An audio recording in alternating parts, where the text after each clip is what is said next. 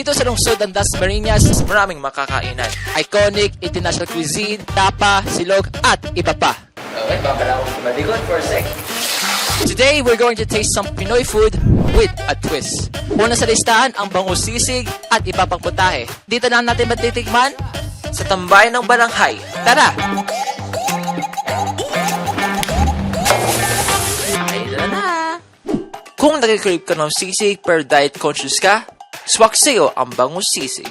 Sa bangus sisig, we have fresh bangus, sibuyas, kalamansi, paminta, at siling haba.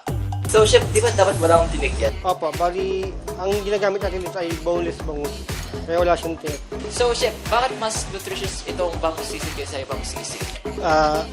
Kung i-compare mo sa pork sisig, mataas ang cholesterol nun. Then, siya healthy masyado rin. Dito lang bangus, talagang sagan sa protein. Then, yung mga ibang ingredients din. Pagkatapos prituhin, himayin ang bangus at ihalo ang lahat ng ingredients sa isang bowl. Sharat! Ray ng bangus sisig ng tambayan ng Balanghay!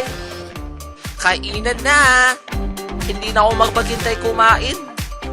Pero bago yan, kanina nagluto rin si chef ng beef salpikaw at papaya salad.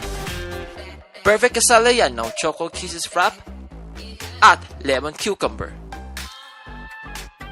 So ayun na nga, Ray na mga pagkain natin. Simula sa papaya salad, sa bangus sisig at beef salpikaw.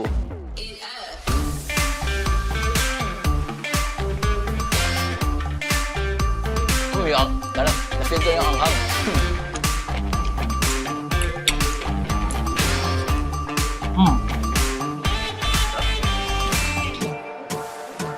That's what I call sisig. Yun talaga. Sarap. Best.